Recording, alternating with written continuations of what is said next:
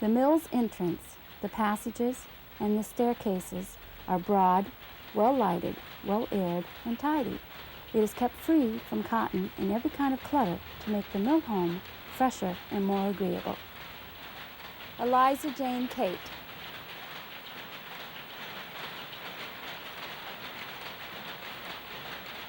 Most of the work in factories is too mechanical to be really enjoyed by an intelligent person. I never cared much for machinery. The buzzing and hissing and whizzing of pulleys and rollers and spindles and flyers around me often grew tiresome. Lucy Larkham, Lowell. Hi, I'm Chuck Arning, National Park Service Ranger in the Blackstone River Valley National Heritage Corridor. Hi, and I'm Becky Warren, National Park Service Ranger here at Lowell National Historical Park. And the story of our industrial heritage is really a fascinating story. And whether you're here in Lowell, Massachusetts or in Pasco, Rhode Island, it had a profound impact on society. Now, we've traveled a far way up to come and see you, Becky, from the Blackstone Valley, because there's a big connection between our story and yours, isn't there? Oh, absolutely, Chuck. The story of the American Industrial Revolution can really be told in two areas, the Blackstone Valley, as well as here in Lowell, Massachusetts. And you know, there's a lot of similarities between those stories, yet there's a lot of differences too, and a lot of stories to tell. You're absolutely right. And join us as Becky and a whole cast of National Park Service Rangers help us tell the story of our industrial revolution from the perspective of the Mill City and the Mill Village, in Lowell and in the Blackstone Valley.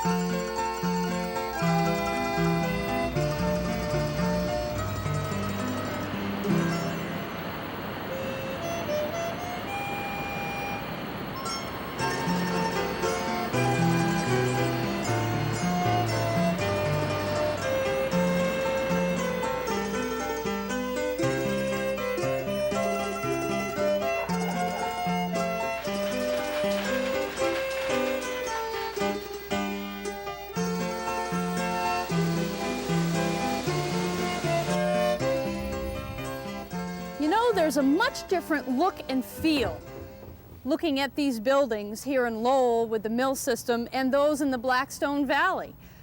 There's quite a contrast because they were different manufacturing systems. And we're going to find out about those contrasts between those systems. We're going to meet Ranger Maria Papish here in Lowell, and she's going to talk about the Waltham system. And down in the Blackstone Valley, we're going to meet Ranger Kevin Kleiberg, who's going to talk about the Rhode Island system. Now, don't get lost. I expect to find you back here in 15 minutes.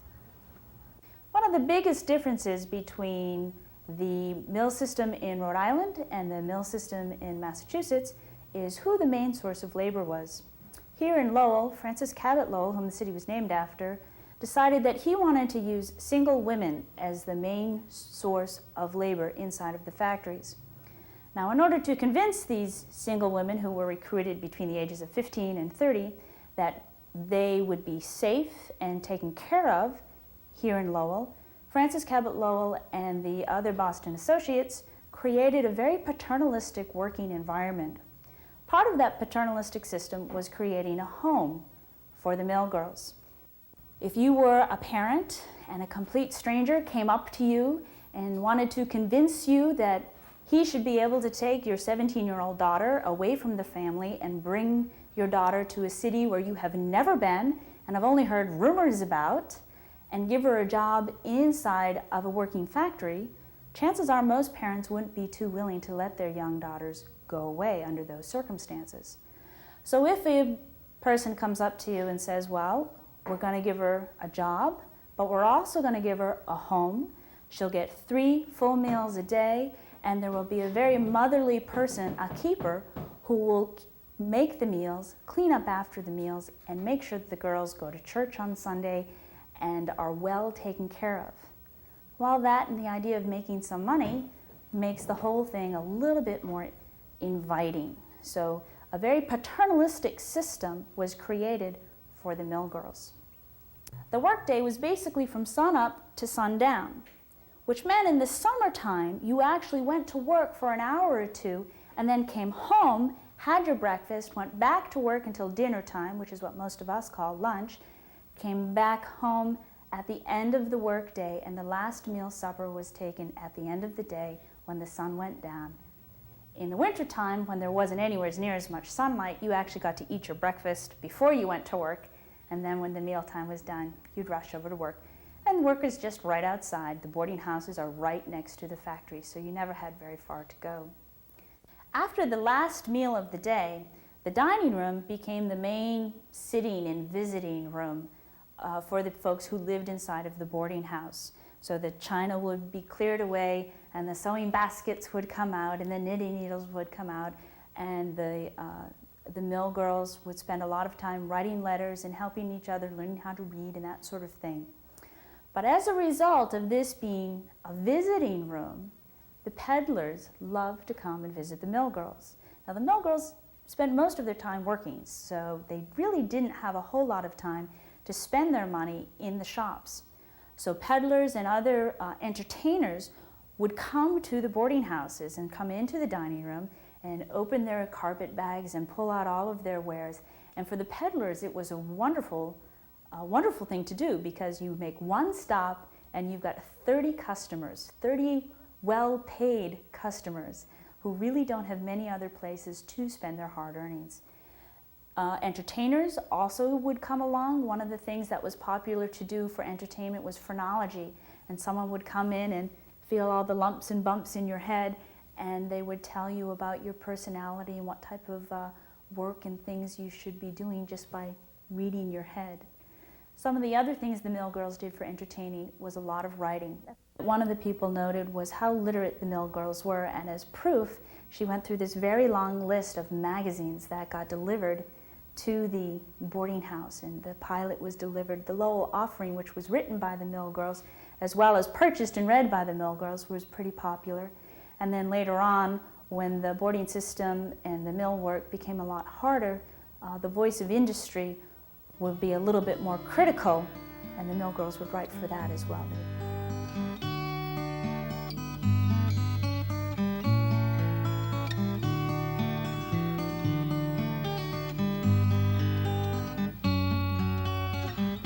Here in the Blackstone Valley, the mills are run by what's known as the Rhode Island system. Under the Rhode Island system, the mills were owned by families or small groups of investors. One example of this was the Lonsdale Company, which owned a number of mills in the Blackstone Valley, including Ashton, where we are today. Now, the Lonsdale Company was run by a firm known as Brown and Ives, a small Providence holding company made up almost entirely of members of the Brown family, whose investments in textiles went all the way back to Moses Brown's backing of Sam Slater back in 1790.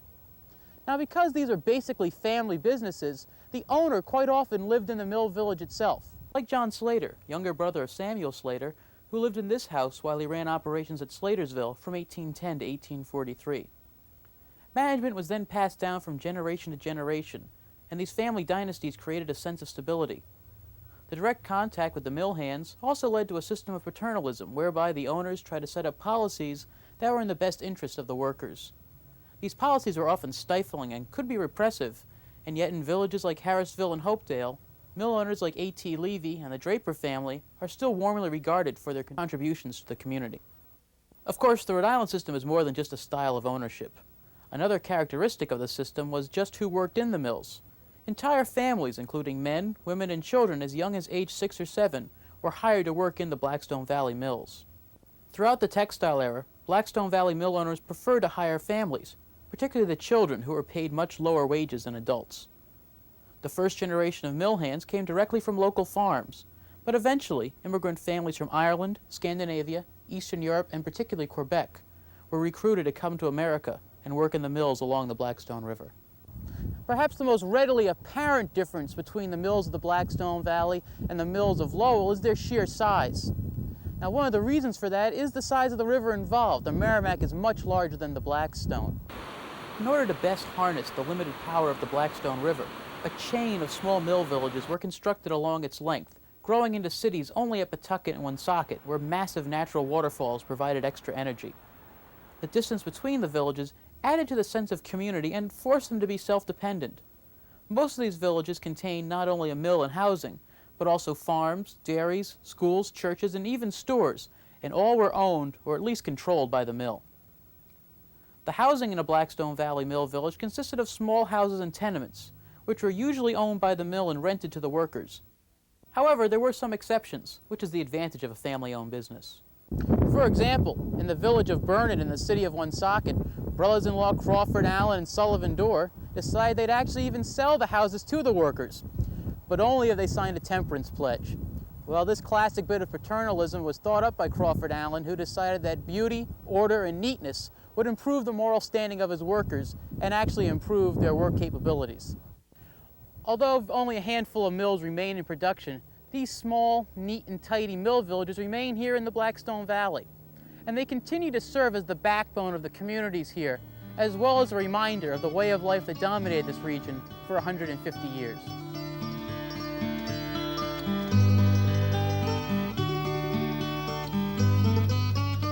America was a growing country after the Revolution, always in a hurry. The problem was it seemed to take forever to get where it was going. Poor roads, wild rivers, and mountain ranges seemed to slow the young country down. John Calhoun, the great orators in the American Senate, once said they envisioned an America crisscrossed with highways and canals. And the people of Lowell, Massachusetts, and the Blackstone River Valley took him at his word. Let's explore the canals they built.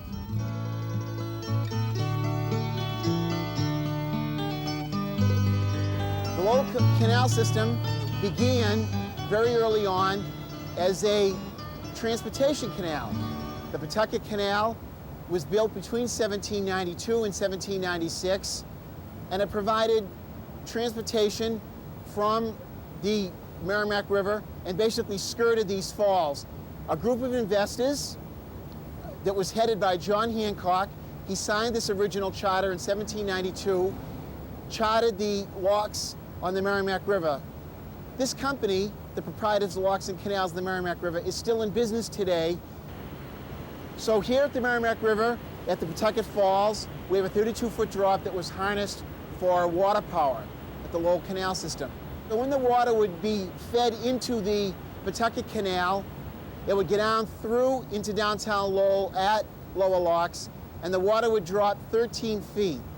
After it's applied power to the Hamilton and the Appleton mills, it would go down further to go into the Eastern Canal, where it would drop through the Merrimack mills, the Boot mills, and the Massachusetts mills, and it would drop 17 feet before it would go into the Merrimack River. So the Lowell Canal System drops at 2 points along the way. The water was used twice. It was the most intricate canal system that was built during the American Industrial Revolution. The first people that came up here to widen and deepen this canal were led by Hugh Kaminsky, who was an Irishman. He brought a band of 30 Irishmen.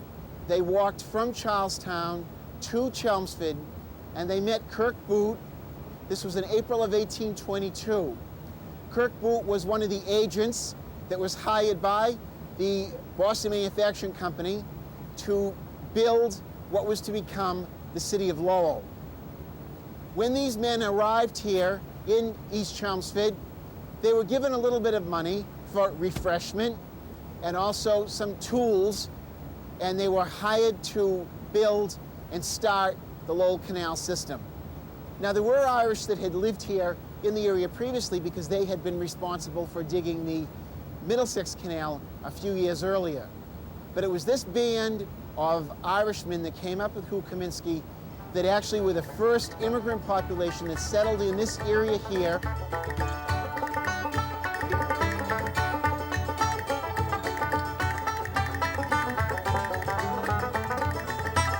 Hi, I'm Dick Kleber, ranger with the Blackstone River Valley National Heritage Corridor, and I'm standing here beside the old Blackstone Canal. This is in the Blackstone Canal and River Heritage State Park here in Uxbridge, Massachusetts. But I wanted you to take a look at this canal. This was an absolutely marvelous method of transportation way back when it first started. Of course, it started back in 1828.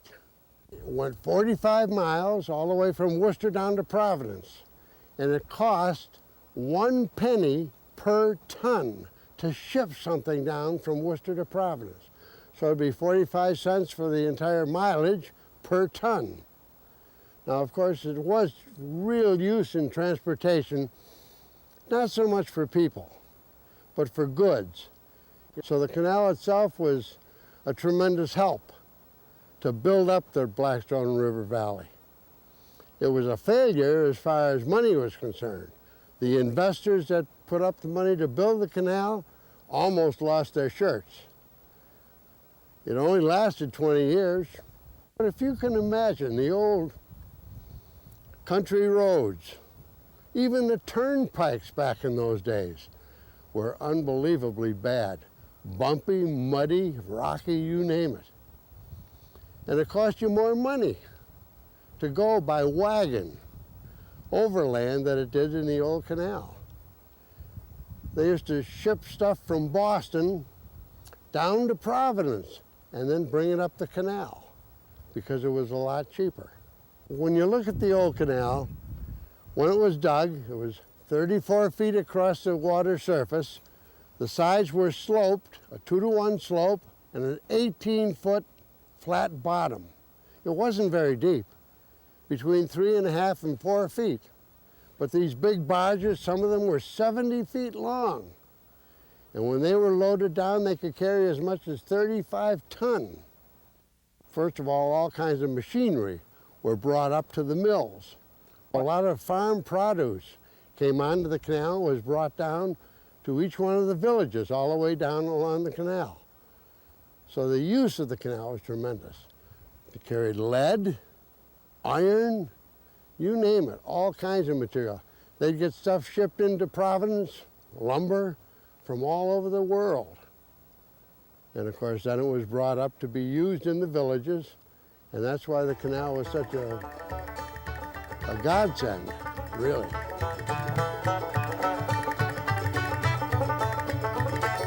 The investors in the Blackstone Canal had not put all of their eggs in one basket. So when the opportunity to invest in a Providence and Worcester railroad arose, they took advantage of that, or some of them did. And the railroad, as it ended up, took advantage of the route that the Blackstone Canal had already established up the Blackstone Valley. And as we stand on the railroad today, we see that the route paralleled the canal.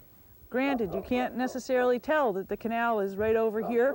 The question of what happened to the Blackstone Canal is partially answered by the railroad, where the towpath was frequently used and adapted to become the berm for the railroad. There are a lot of opportunities to explore the different pieces of the Blackstone Canal that still exist in the Blackstone Valley. However, a lot of those places are hidden. Just as you might not pick out this slightly watered large ditch next to me as a part of the Blackstone Canal, there are places that look like this. There are places that are still watered.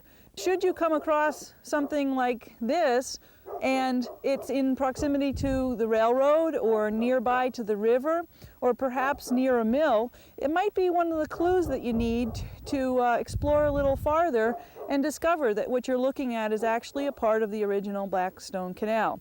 All of these different pieces of the canal, the railroad history, are elements of the history of the Blackstone Valley. And here in the Blackstone River Valley National Heritage Corridor, we're looking for those pieces that tell the story of the American Industrial Revolution.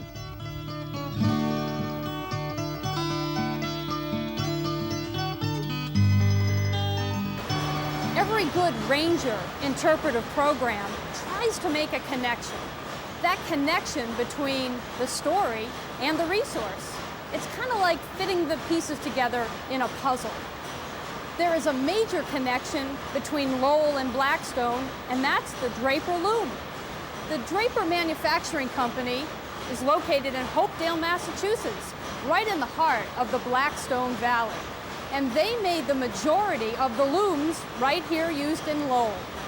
Let's go and make that connection. Hi, I'm Ranger Jack Whitaker, and welcome to Hopedale and the Draper Mill.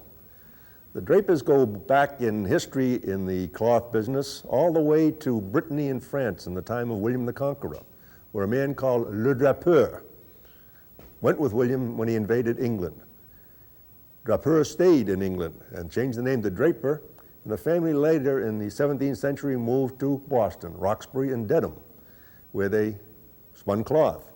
Ira Draper, in 1816, got the second most important pattern at that time in the textile business. Following Eli Whitney's cotton gin, he came up with an adjustable temple that kept the cloth tight on the loom. He and his son, Ebenezer, ran a shop in Wayland, Massachusetts. And Ebenezer later moved here to Hopedale, becoming part of Aidan Ballew's religious commune, the practical socialism. Later, Ebenezer's brother George joined him, and in 1856, they took over the commune. The commune had been limping along, financially troubled and in debt, and finally, the Draper brothers bought out the entire commune. And think of the timing here. The textile industry was exploding up the Blackstone Valley. Starting in Rhode Island and moving into Massachusetts, mill after mill after mill was built. Weaving machines, spinning machines, looms were necessary to make that industry go.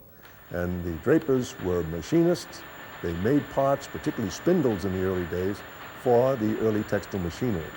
They prospered in that time. The Civil War came along with a tremendous demand for cloth, and naturally a demand for machinery to make that cloth. So there was always a tight-knit family operation, and it stayed that way right up until the mid-years of the 20th century. As they improved their business, they expanded. They had a foundry here that made the nuts, bolts, metal parts for the loom. They owned forest land in New York and Vermont that provided the wooden parts, so that this thing was a controlled operation of the Draper family with the Dutchers and the Bancrofts through the years right up until the big day in 1894 when they came up with a brand new loom, an automatic loom, the Northrop Model A. They made 20,000 of those Northrop looms in the year 1906. They made over 78,000 of them totally. Mills from Georgia to Maine and New Hampshire and around the world were using that Draper Northrop loom. I met a man not too long ago who had visited China in the 1990s. He said he saw Draper Northrop looms still being used almost 100 years later in mills in China. So their impact on the textile industry, they did not make cloth. They made the machines that made the cloth. So the Draper mark on the history of textiles is one lasting one here in Hopedale, Massachusetts.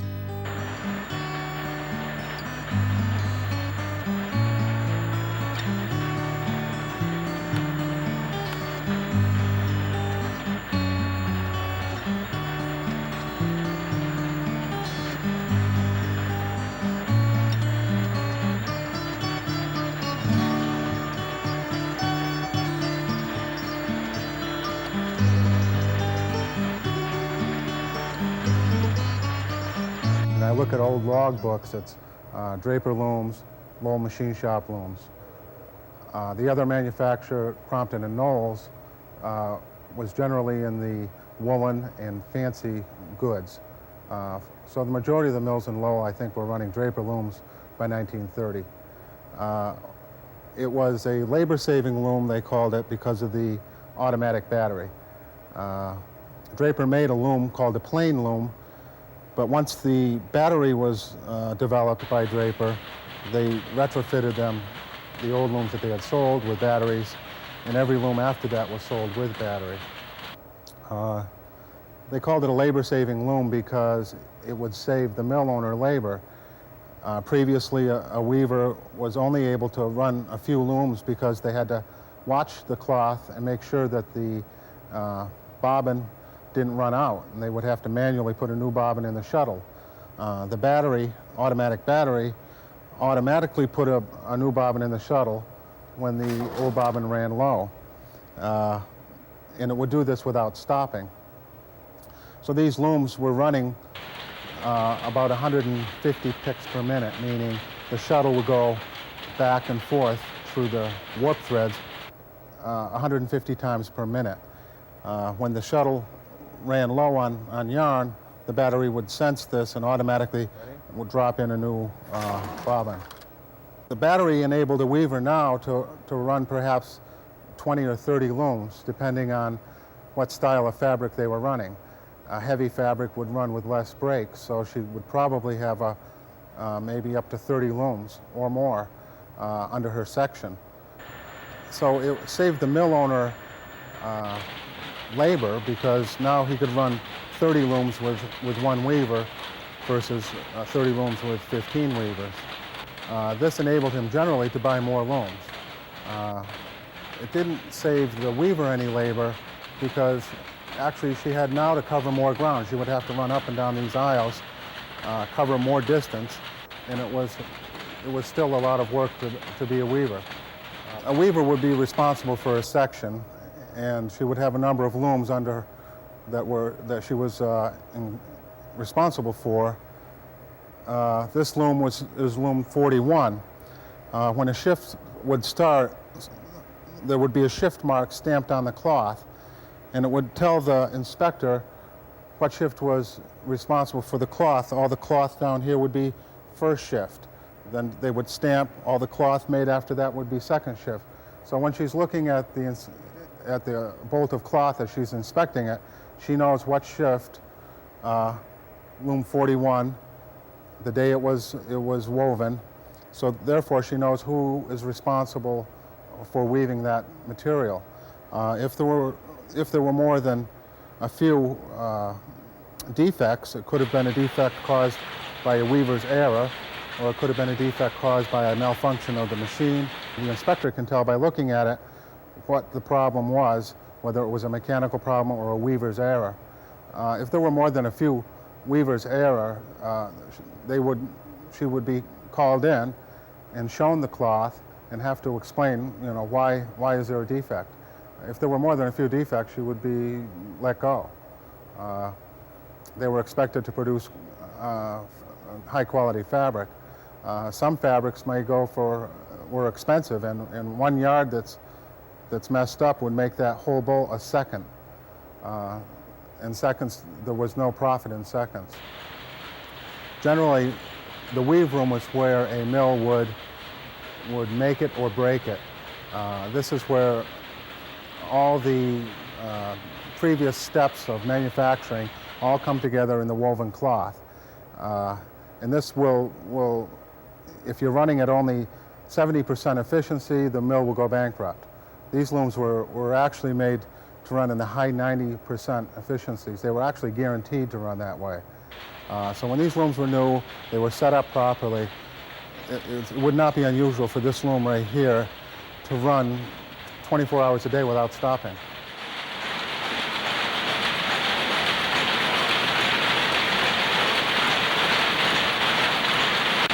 Well, this is the National Park Service Ranger Chuck Arning in the Blackstone River Valley National Heritage Corridor. And there's one more major contrast between the stories of Lowell and the Blackstone Valley. And it is in the strategy with which the National Park Service seeks to preserve and protect our industrial landscape and our history. In Lowell, the National Park Service owns and manages many significant historical properties, while in the Blackstone Valley, the Park Service owns and manages none. But it is through partnerships where these contrasting strategies work to achieve the overall mission of the National Park Service. And both parks can't wait for you to come on down and see how we're doing.